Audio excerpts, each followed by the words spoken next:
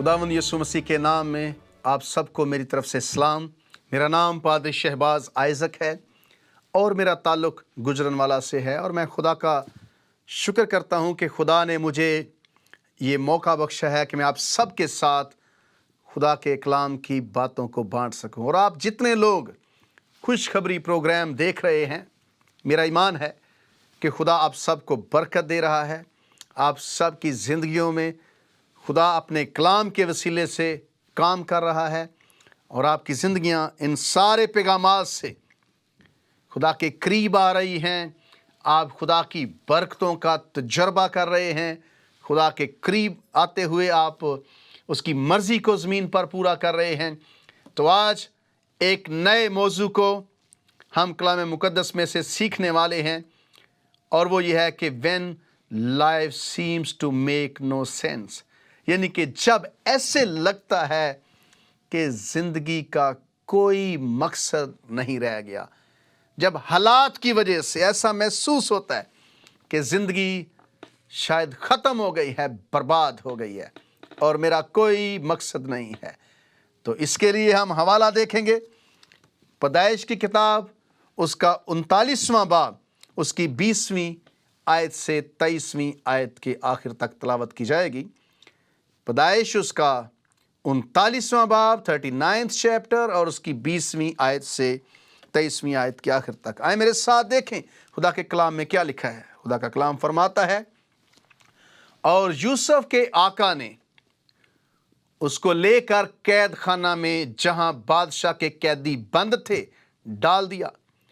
सो वो वहां कैद खाना में रहा, लेकिन खुदावंद यूसुफ के साथ था।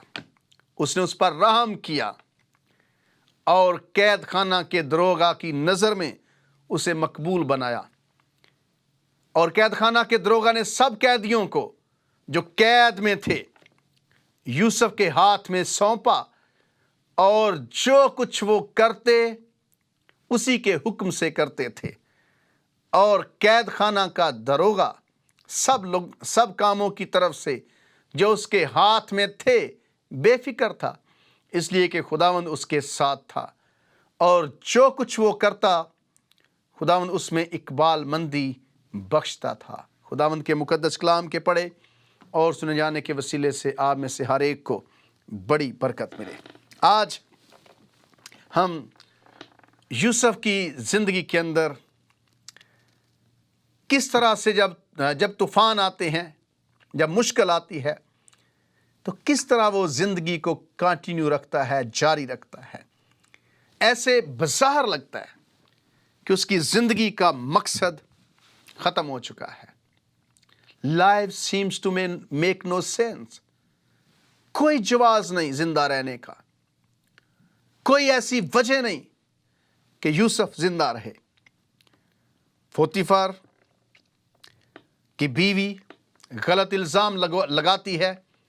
पोतीफर अपनी बीवी की बात को सुनता है और यूसुफ को जेल में डाल दिया जाता है, और कोई फरार का रास्ता नहीं है, कोई जवाज़ नहीं है, कोई ऐसा वे नहीं है कि यूसुफ अपने आप को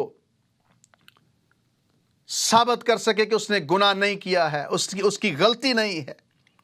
लेकिन मेरे अजीजों, इन सारी बातों के बावजूद यूसुफ कैद खाने में पड़ा हुआ है, और जब वो कैद खाने में है, जब वो दुख में है, जब उसकी ज़िंदगी ऐसा लगता है कि उसका कोई जवाज़ नहीं, तो मुझे जो सबसे ज़्यादा चीज़ इनकरेज करती है इस हवाले के अंदर वो ये है, और खुदावंद उसके साथ था। जब आपकी ज़िंदगी ऐसे हालात में होती है, सब रास्ते बंद हो जाते हैं, खुदा आपके साथ होता है। खुदा कैद खाने में कैदियों के दरमियान उसे इज्जत देता है, इकबाल मंदी बख्शता है जो काम वो करता है। और कैद खाना का दरोगा सब कामों की तरफ से जो उसके हाथ में थे बेफिक्र था, इसलिए कि खुदावंद उसके साथ था, और जो कुछ वो करता खुदावंद उसमें इकबाल मंदी बख्शता था। ये ब्यूटीफुल है, ये खूबसूरत बात है कि हमारे चैलेंजेस में, ہمارے دکھوں میں خدا ہمارے ساتھ ہوتا ہے، جب زندگی کا کوئی مقصد نظر نہیں آتا. when life seems to make no sense. پہلی بات، جب ایسے حالات ہوں تو کیا کرنا چاہیے؟ Don't demand to understand. سمجھنے کی کوشش نہ کریں، تقاضا نہ کریں کہ میں ان حالات کو سمجھ کیوں نہیں رہا، کیوں مجھے سمجھ نہیں آ رہی. کوشش نہ کریں سمجھنے کی، بلکہ خدا پر توکل رکھیں، خدا پر بھروسہ رکھیں. شیطان آپ سے کہہ سکتا ہے کہ یہ کیوں ہو رہا ہے تیرے ساتھ، تو خدا کا بندہ ہے، تو اس کی عبادت کرتا ہے، تجھے کیوں سمجھ نہیں آ رہی، تجھے سمجھنا چاہیے ان حالات کو. لیکن یاد رکھیں ساری چیزوں کے لیے اپنے خدا پر توکل کریں. امثال 3 باب کی 5ویں اور 6 آیت پڑھیں. امثال 3 باب کی 5ویں اور 6 آیت لکھا ہے، سارے دل سے خداوند پر توکل کر اور اپنے فہم پر تکیہ نہ کر، اپنی سب راہوں میں اس کو پہچان، وہ تیری رہنمائی کرے گا. سارے دل سے خداوند پر توکل کر، اپنے فہم پر تکیہ نہ کر، اپنی سب راہوں میں اس کو پہچان، وہ تیری رہنمائی کرے گا. ان حالات میں جب آپ سمجھتے ہیں سب راستے بند ہیں، کوئی فرار نہیں ہے ان سے، خداوند پر توکل کریں، سب باتوں میں اس پر تکیہ کریں، اپنے فہم پر نہیں، اپنی سوچ پر نہیں. لیٹ گاڈ بی گاڈ، خدا کو خدا بننے دیں، رہنے دیں، خدا کام کرے گا. یوسف ان حالات میں ہے جب اس کی زندگی کا کوئی مقصد نظر نہیں آ رہا. when life seems to make no sense، کوئی جواز نہیں ہے، کوئی مقصد نظر نہیں آ رہا. یوسف خدا پر توکل کر رہے اور خدا اس کے ساتھ ہے.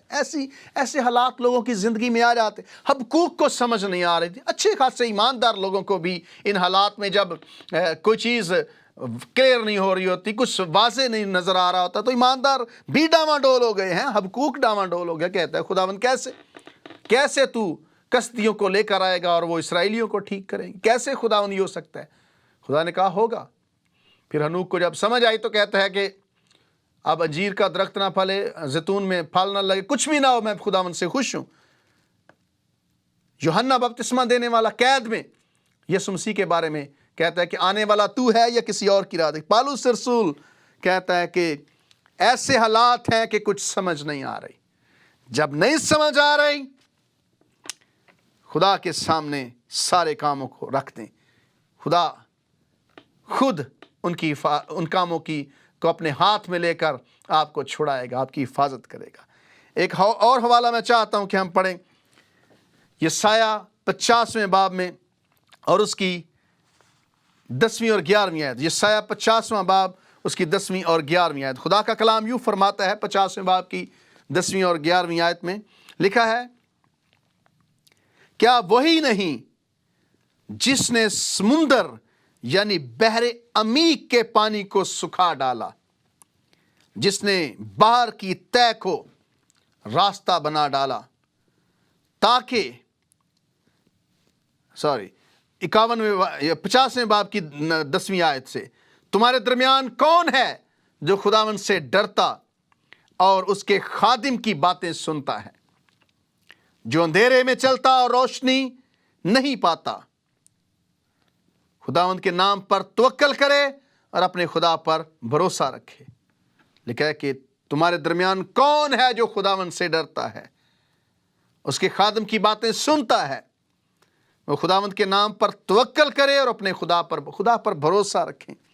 خدا کے ہاتھ میں چھوڑ دیں معاملات کو جب آپ کو سمجھ نہیں آ رہے.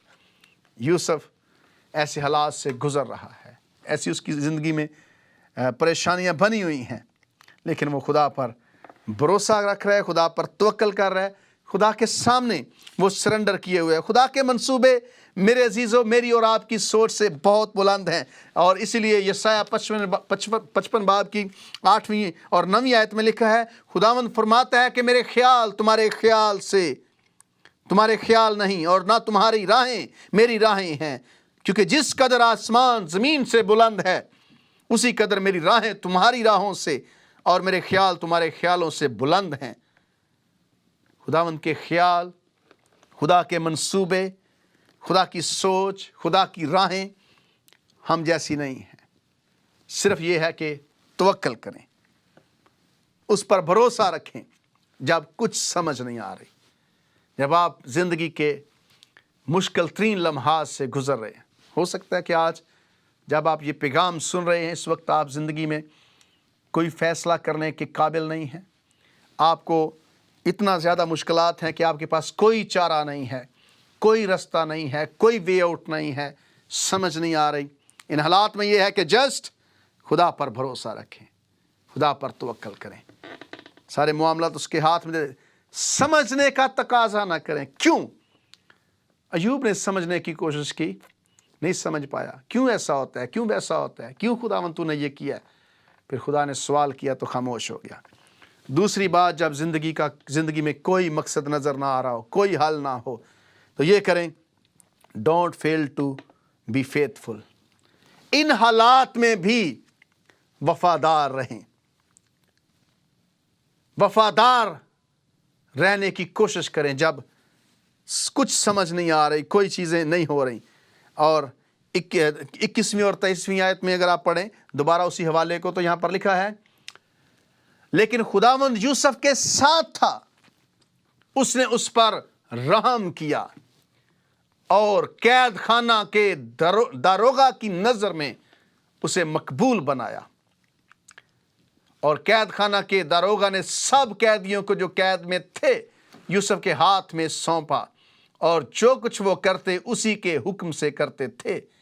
اور قید خانہ کا داروغہ سب کاموں کی طرف سے جو اس کے ہاتھ میں تھے بے فکر تھا، اس لیے کہ خداوند اس کے ساتھ تھا۔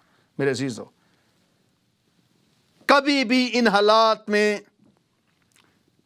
خدا کے ساتھ تعلقات توڑ نہ دیں، تعلقات کو قائم رکھیں، خدا پر بھروسہ رکھیں، خدا پر توکل رکھیں، اور ان حالات میں ناراض نہ ہوں۔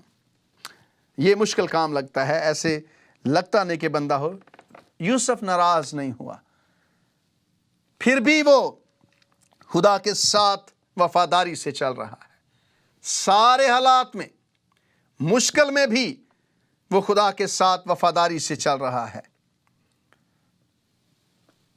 خدا یوسف کے ساتھ اس کے برے حالات میں بھی تھا۔ اس کی زندگی کی جو بڑی مشکل ہے، جس میں وہ بالکل ڈاؤن جا چکا ہے، جس میں وہ بالکل آپ سمجھ لیں کہ تباہی کے دھانے پر ہے، پھر بھی خدا اس کے ساتھ ہے۔ خدا آپ کے ساتھ ہے، خدا آپ کی حفاظت کرتا ہے، خدا آپ کو بچاتا ہے، خدا آپ کو چھوڑنا نہیں چاہتا، خدا آپ کی ہر لمحے حفاظت کرتا ہے۔ جب زندگی ایسا لگے کہ بے مقصد ہو گئی ہے، زندگی کا مقصد فنا ہو گیا ہے، سب چیزیں الٹ جا رہی ہیں، سب چیزیں میری مرضی کے خلاف جا رہی ہیں، تو ان حالات میں وفادار رہیں۔ Don't feel to be faithful. کبھی بھی وفاداری میں ناکام نہ ہو، خدا کے وفادار رہیں، چلتے رہیں، حالات کا جائزہ لیتے رہیں، خدا پر توکل رکھے رہیں، اس کے منصوبوں کو بہتر منصوبے سمجھیں۔ اور تیسری بات، جب زندگی کا کوئی مقصد نظر نہ آ رہا ہو یا مقصد نہ نظر آ رہا ہو، تو کبھی بھی تلخ نہ ہو۔ ڈونٹ بو ٹو بیٹرنیس۔ کبھی بھی تلخ نہ ہو، غصے سے اندر سے نہ بھر جائیں، چڑچڑے نہ ہوں۔ مشکل ہے لیکن ضروری ہے، مشکل ہے لیکن اس کی بہت ضرورت ہے۔ اگر آپ پیدائش اس کا 40واں باب 14ویں اور 15ویں آیت پڑھیں، پیدائش 40ویں باب کی 14ویں اور 15ویں آیت، تو یہاں پر ہمیں پتہ چلتا ہے کہ یوسف ان حالات میں تلخ نہیں ہوا۔ جب اس سے بات چیت ہوئی تو وہ اپنے بھائیوں پر الزام نہیں لگا رہا، وہ فوتیفر کی بیوی پر الزام نہیں لگا رہا، وہ فوتیفر پر الزام نہیں لگا رہا، بلکہ پڑھیں میرے ساتھ 40ویں باب کی 14ویں اور 15ویں آیت، یہاں پر لکھا ہے، لیکن جب تو خوشحال ہو جائے تو مجھے یاد کرنا اور ذرا مجھ سے مہربانی سے پیش آنا اور فرعون سے میرا ذکر کرنا اور مجھے اس گھر سے چھٹکارا دلوانا، کیونکہ عبرانیوں کے ملک سے مجھے چرا کر لے آئے ہیں، اور یہاں بھی میں نے ایسا کوئی کام نہیں کیا جس کے سبب سے قید خانہ میں ڈالا جاؤں۔ یوسف اپنے بھائیوں کے خلاف نہیں ہے۔ ہو سکتا ہے کہ آپ کے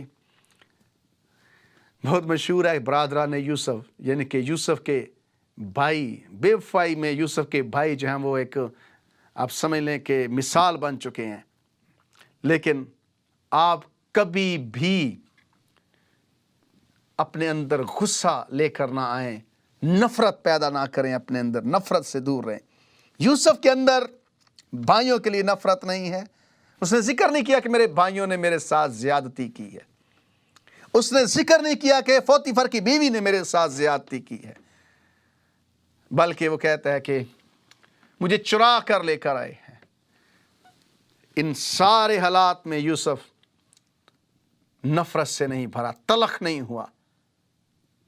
جب آپ کی زندگی میں ایسی سٹیج آئے، ہوتا ہے ایسے ہوتا ہے کہ جب لوگ مشکل سے گزر رہے ہوتے ہیں تو زیادہ تر وہ اپنے تعلقات خراب کر لیتے ہیں، اس لیے کہ انہیں غصہ ہوتا ہے، وہ نفرت سے بھر جاتے ہیں، ان کے اندر شدید نفرت آ جاتی ہے ان لوگوں کے لیے جنہوں نے انہیں نقصان پہنچایا ہوتا ہے۔ لیکن کوشش کریں ایسا نہ ہو۔ جب زندگی بے مقصد معلوم ہو، سب دروازے بند ہو جائیں، تو پہلے نمبر پر سمجھنے کی کوشش نہ کریں کہ کیوں ہوا ہے، دوسرے نمبر پر بے وفا نہ ہوں، وفادار رہیں، تیسرے نمبر پر نفرت سے اور کدورت سے نہ بھر جائیں، اور تیسرے نمبر پر don't be unwilling to wait، انتظار کرنے سے انکاری نہ ہو، انتظار کریں۔ انتظار آپ کی زندگی میں بہتری لاتا ہے۔ میرا ذاتی تجربہ ہے کہ جب چیزیں آپ کی مرضی سے نہیں ہو رہی ہوتی تو کوشش کریں کہ انتظار کریں، وقت دیں چیزوں کو۔ کبھی کبھی وقت مسئلے حل کر دیتا ہے، وقت وہ کام کر سکتا ہے جو میں اور آپ نہیں کر سکتے ہیں۔ صرف ان حالات میں جب کچھ سمجھ نہیں آ رہا، خاموشی سے وقت کا انتظار کریں۔ انتظار بری چیز نہیں ہے، انتظار خدا کے منصوبے کا حصہ ہے، انتظار خدا کے پلانز میں شامل ہے۔ کہا کہ مبارک وہ سب ہیں جو اس کا انتظار کرتے ہیں۔ انتظار کرنے سے باز نہ آئیں۔ انتظار آپ کو مایوس نہیں کرے گا۔ زبور 37 پڑھیں، زبور 37 کی 5ویں آیت سے 9ویں آیت تک پڑھیں تو یہاں پر زبور 37 میں لکھا ہے، اپنی راہ خداوند پر چھوڑ دے۔ 4تھی آیت سے میں پڑھنا چاہتا ہوں، بلکہ خداوند میں مسرور رہ اور وہ تیرے دل کی مراد پوری کرے گا۔ اپنی راہ خداوند پر چھوڑ دے اور اس پر توکل کر، وہی سب کچھ کرے گا۔ وہ تیری راست بازی کو نور کی طرح اور تیرے حق کو دوپہر کی طرح روشن کرے گا۔ خداوند میں مطمئن رہ اور صبر سے اس کی آس رکھ، اس آدمی کے سبب سے جو اپنی راہ میں کامیاب ہوتا ہے اور برے منصوبوں کو انجام دیتا ہے، بیزار نہ ہو۔ قہر سے باز آ اور غضب کو چھوڑ دے، بیزار نہ ہو، اس سے برائی ہی نکلتی ہے، کیونکہ بدکردار کاٹ ڈالے جائیں گے، لیکن جن کو خداوند کی آس ہے ملک کے وارث ہوں گے۔ آس رکھیں اپنے خداوند پر، بھروسہ رکھیں بہتری کے لیے خداوند پر، انتظار کرتے رہیں، کوئٹ نہ کریں، انتظار کریں، خداوند میں مسرور رہیں۔ ریسٹ ان دا لارڈ، خداوند میں آرام کریں، خداوند پر بھروسہ رکھتے رہیں، خدا کے وقت کا انتظار کرتے رہیں۔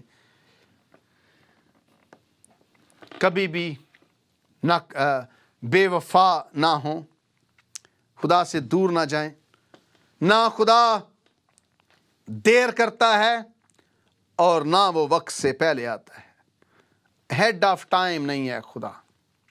خدا ہمیشہ وقت پر آپ کو چھڑائے گا، آپ کی مدد کرے گا۔ لیکن کہ جب تک خدا کا سخن پورا نہ ہوا، وہ زنجیروں میں جکڑا رہا۔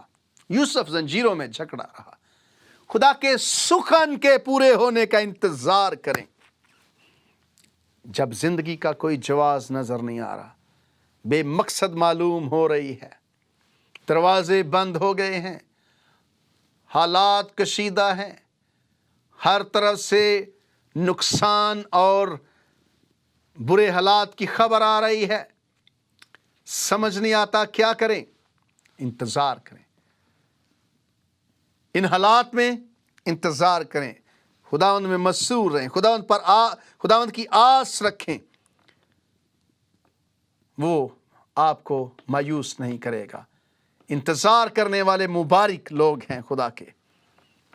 نہ وقت سے پہلے آئے گا، نہ وہ دیر کرے گا۔ کہتے ہیں کہ God's delays are not denials۔ خدا کی دیر انکار نہیں ہے۔ انتظار کرتے رہیں، بہتری لے کر آئے گا خدا۔ پانچویں اور آخری بات، جب زندگی بے مقصد معلوم ہو، حالات تباہی کے دانے پر آپ کو لے آئیں، ڈونٹ لیٹ ڈریم ڈیزالو۔ اپنے خواب کو ٹوٹنے نہ دیں، اپنے خواب کو بریک ڈاؤن نہ ہونے دیں، اپنے خواب سے پیچھے نہ ہٹیں۔ خدا آپ کا جو خواب ہے اس کو پورا کرے گا۔ پیدائش 41ویں باب کی چند آیات پڑھیں گے، 37ویں آیت سے 41ویں آیت تک۔ پیدائش اس کا 41واں باب 37ویں آیت سے 44ویں آیت کے آخر تک خدا کے کلام میں یوں لکھا ہے،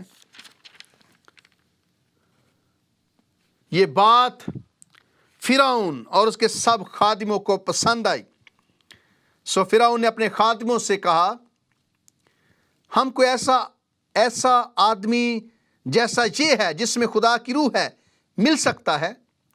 کیا ہم کو ایسا آدمی جیسا یہ ہے جس میں خدا کی روح ہے مل سکتا ہے؟